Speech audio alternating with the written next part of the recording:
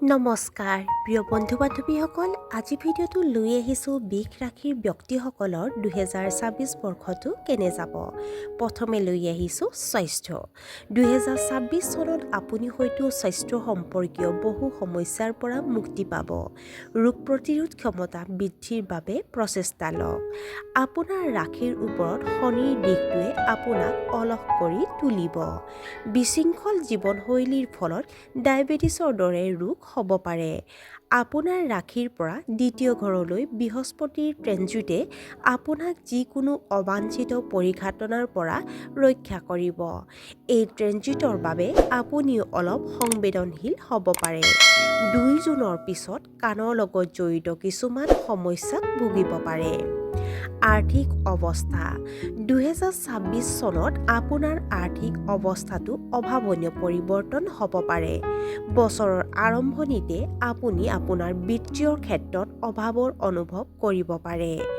আপোনাৰ ৰাশিৰ চাইন যিয়ে আপোনাক আৰ্থিক দিশটো পৰিচালনা কৰে, শনি গ্ৰহৰ ৰাশি বাধকৰ দ্বাৰা প্ৰভাৱিত হৈ আৰ্থিক দিশটোক ক্ষতিগ্ৰস্ত কৰিব আৰু এই প্ৰভাৱে আপোনাৰ সঞ্চয়ত বিৰূপ প্ৰভাৱ পেলাব পাৰে। বছৰৰ মাজভাগত যথেষ্ট আৰ্থিক লাভ হ'ব। ৰোগৰ চিকিৎসাৰ বাবে খৰচ হ'ব পাৰে। যিকোনো নতুন সম্পত্তি ক্ৰয় কৰাৰ সময়ত সাৱধান হৈ থাকক। আৰ্থিক অসুবিধাৰ পৰা হাত সাৰিবলৈ ক্ৰয় বিক্ৰয়ৰ সিদ্ধান্ত লোৱাৰ আগতে বিপদৰ হিচাপ সযতনে কৰক। পাৰিবাৰিক আৰু সামাজিক জীৱন। আপোনাৰ পৰিয়ালৰ বৃদ্ধ সদস্যসকলৰ স্বাস্থ্যৰ যত্ন লওক। পৰিয়ালৰ সদস্যৰ মাজত প্ৰেম আৰু বুজাবুজি বাঢ়িব। আপোনাৰ সামাজিক সংযোগ আৰু কাৰ্যকলাপৰ বাবে আপোনাৰ সুনাম বৃদ্ধি পাব। আপোনাৰ ডাঙৰ ভাই ভনীসকলে জীৱনত কিছু সমস্যাৰ সন্মুখীন হ'ব পাৰে। আপুনি আপোনাৰ আত্মীয়ৰ পৰা উল্লেখযোগ্য সহায় লাভ কৰিব। মাৰ্চ আৰু এপ্ৰিল মাহত আপুনি হয়তো কিছু নেতিবাচক খবৰ পাব।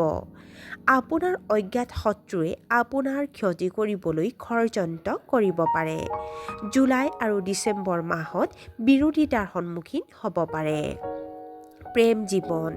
2026 চনত আপোনাৰ বিবাহিত জীৱন অতি ৰোমান্টিক হ'ব। সৰু সৰু ভুল বুজাবুজিয়ে আপুনি কোনো ধৰণৰ মানসিক চাপ নোহোৱাকৈ সমাধান কৰিব। আপোনাৰ জীৱনসংগীয়ে বহুত সহায় কৰিব। আপুনি হয়তো আপোনাৰ জীৱনসংগীৰ বাবে নতুন গহনা ক্ৰয় কৰিব। জুন মাহত বৃহস্পতিৰ কৰ্কালৈ ট্ৰেনজিটে আপোনাৰ বিবাহ সম্পৰ্কীয় সমস্যা সমাধান কৰিব। জুলাই আৰু ছেপ্টেম্বৰৰ মাজত প্ৰেমৰ সম্পৰ্কক লৈ আপুনি সাৱধান হৈ থাকিব লাগিব। কঠোৰ ভাষা এৰাই চলক। কেতিয়াবা জীৱনত সুখৰ অভাৱ অনুভৱ কৰিব পাৰে। শিক্ষা আৰু কেৰিয়াৰ। 2026 চনত ছাত্ৰ-ছাত্ৰীসকলে অধ্যয়নত অত্যন্ত ভাল প্ৰদৰ্শন কৰিব। বিদেশত চাকৰিৰ সুযোগ পাব পাৰে। বছৰৰ প্ৰথম কেইমাহমানৰ ভিতৰত আপুনি আপোনাৰ কঠোৰ পৰিশ্ৰমৰ ইতিবাচক ফলাফল লাভ কৰিব। মাৰ্চৰ পৰা জুন মাহৰ ভিতৰত আপুনি পদোন্নতি পাব পাৰে। শুভ স্থানত শনিয়ে কৃষি সম্পৰ্কীয় কামত ভাল আৰ্থিক লাভ কঢ়িয়াই আনিব পাৰে। এপ্ৰিলৰ পিছত আপুনি আপোনাৰ কেৰিয়াৰ সলনি কৰাৰ কথা চিন্তা কৰিব পাৰে।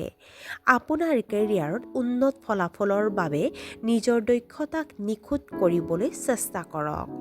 31 অক্টোবৰৰ বৃহস্পতিৰ ট্ৰেনজিটে পিছত সিংহলৈ গ'লে নতুন ব্যৱসায় বা চাকৰি আৰম্ভ কৰিব পাৰিব।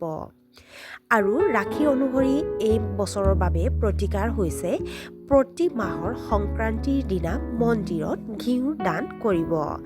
ধন্যবাদ।